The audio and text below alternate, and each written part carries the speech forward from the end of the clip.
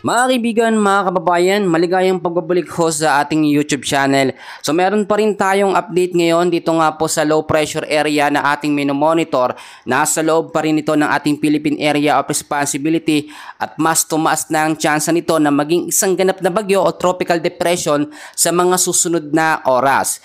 But before that, please huwag niyo muna kakalimutan na mag-like and subscribe para updated kayo sa lagay ng ating panahon.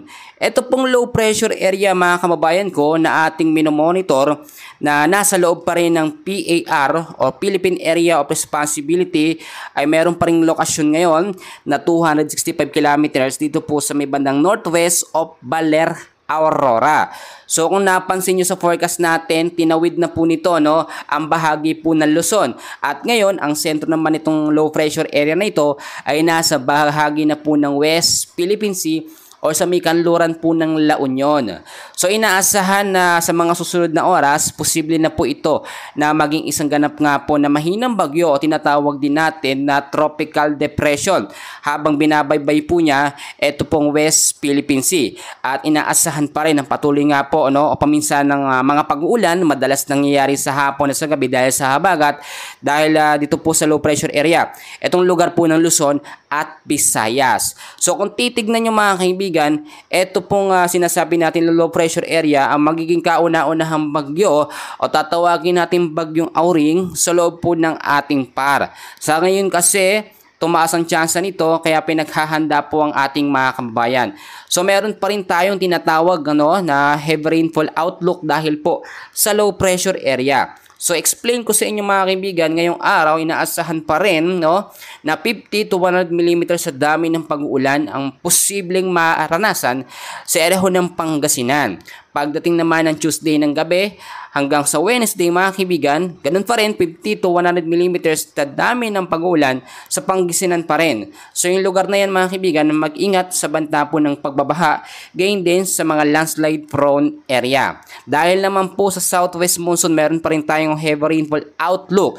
Inaasahan din ngayong araw na 50 to 100 mm sa dami ng pag-uulan ang posibleng maranasan sa Zambales, Bataan, Cavite, Batangas, Occidental Mindoro, Palawan at Antique. Kung mapansin niyo na hindi naman umulan sa umaga at sa tanghali, posible ang bumuhos pagdating sa hapon at sa gabi. So ngayon, huwag tayo maging kampante na porkit umaraw o naging mainit ang panahon kahapon, kagabi, ay napansin naman natin walang pag-uulan masyado. Kaya maging handa pa rin tayo sa mga banta na bigla mugso ng pag-uulan. Inaasahan pa rin pagdating ng Tuesday ng gabi, ito po June 10, heavy to intense rain na merong 100 to 200 mm sa dami ng ulan ng mararanasan sa Occidental Mindoro. Moderate naman to heavy rains na merong 50 to 100 mm sa pag-uulan pagdating ng Tuesday ng gabi, Martes ng gabi sa Zambales, Bataan, Cavite, Batangas, Quezon, Palawan, Romblon, Camarines Norte, Antique, kasama na ho dyan ang Guimaras, At ay naasahan pa rin na 100 to 200 mm sa pag-uulan pagdating pa rin ng Tuesday ng gabi hanggang Wednesday ng gabi dito nga po sa Occidental Mindoro at Zambales area. Moderate naman to heavy rains na merong 50 to 100 mm sa dami ng ulan. Take note, dito po mga bahayang lugar to. Metro Manila, Bataan, Bulacan, especially ang San Jose del Monte, Bulacan, mataas yan pero binabaha. Kasama na dyan ng Pampanga, Cavite, Laguna, Batangas, Rizal, Quezon, Oriental Mindoro, Palawan, Romblon, Marinduque, Camarines Norte, Camarines Sur, Albay at Antique. Kung napansin niyo, matagal ho nag-stay sa loob ng ating PAR. Ito nga pong low pressure area. Ito'y tuluyan ding lalabas ng ating Philippine Area of Responsibility pero magiging isang ganap muna ito na tropical depression or mahinang bagyo. So mas maganda na nakahanda pa rin tayo dahil inaasahan na ito nga po magiging kauna-unahang bagyo ngayon 2025 ay may tsansa na maging malakas na bagyo o yung sinasabi natin na typhoon category. Pero yung magiging super typhoon category, hindi naman ito nakikitaan ng ganong potensyal. Dahil napansin nyo, low pressure area pa lang, nagbigay na ito ng sobrang napakalakas at tuloy-tuloy na pag-uulan noong mga nakaraang mga araw. Dahil yan sa mga thunderstorm at dito nga po sa southwest monsoon.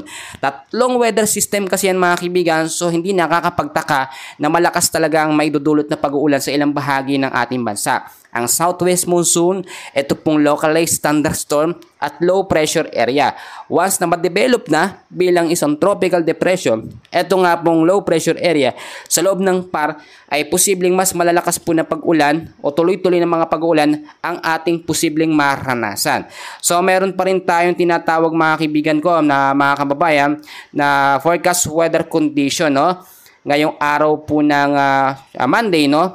Meron tayong update ngayon sa area ng Aurora kasama ng Quezon, Camarines Norte, Camarines Sur, Catanduanes, kasama na ho dyan ng Albay. Asahan pa rin natin dyan ng cloudy skies with scattered rains and thunderstorm dahil po sa low pressure area. Impact pa rin ito pagbabaha sa mababang lugar at landslide sa mga landslide prone area.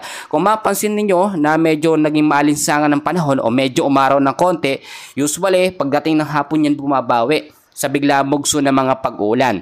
Sa area ng Zambales, kasama po ang Bataan, Cavite, Batangas, Occidental Mindoro, Palawan at Antique, weather condition pa rin dyan, occasional rains, o yung pabugso-bugso, no? Mahina, minsan lalakas, hihina, minsan lalakas. Ganyan po yung mga occasional rains mga kaibigan. Dahil po yan sa southwest monsoon. Sa area naman ng Metro Manila, ilang bahagi po ng Mimaropa, Zamboanga Peninsula, Calabarzon, Visayas at Central Luzon mga kaibigan kasama ng Bicol Region, cloudy skies pa rin with scattered rains and thunderstorm ang mararanasan pagdating sa hapon at sa gabi dahil po sa southwest monsoon or hanging habagat. So lagi kong pinapaalala, mag-ingat pa rin sa banta nga po ng mga pagbabaha, gayon din sa mga landslide prone area. Ang ilang bahagi naman ng Mindanao ay makakaranas pa rin ng cloudy skies with scattered isolated rain showers at thunderstorms sa hapon at sa gabi. Ito mga thunderstorm naman na ito mga kaibigan, pinapalakas din ito ng habagat. Minsan tumatagal yan 1 hanggang 3 oras. Napapansin naman natin, no, kahit hindi pa tayo o wala pa tayong unang bagyo ngayon, nakakaranas tayo ng mga malalakas na mga pag-uulan. Dahil nga po sa 3 weather system, kapag nagsabay-sabay yan, malakas ang nagiging epekto niyan. Napansin nyo, unang bagyo, ngayon 2025, tatawagin bagyong Auring, hindi pa siya nagiging bagyo, pero malakas na yung epekto ng hangin o pag-uulan na idudulot nito. So ngayon, mas maganda maging handa tayo. Kaibigan, kababayan, paghandaan din natin, no, yung mga lugar natin. Kung alam natin na bahain, linisin po natin yung mga basura para hindi ho bumara sa mga kanal at hindi po nagiging main cause or cause ng mga biglaang pagbabaha. Lagi din tayo maging updated sa lagay ng ating panahon. Kaya nga lagi ako, araw-araw na ako nag-update kayo sa lagay ng ating panahon para po masabihan ko kayo at mabigyan ho ng babala. Sa ngayon mga kababayan, yan muna ang update natin sa lagay ng ating panahon. And please huwag niyong kakalimutan muna na mag-like and subscribe. Maraming salamat po.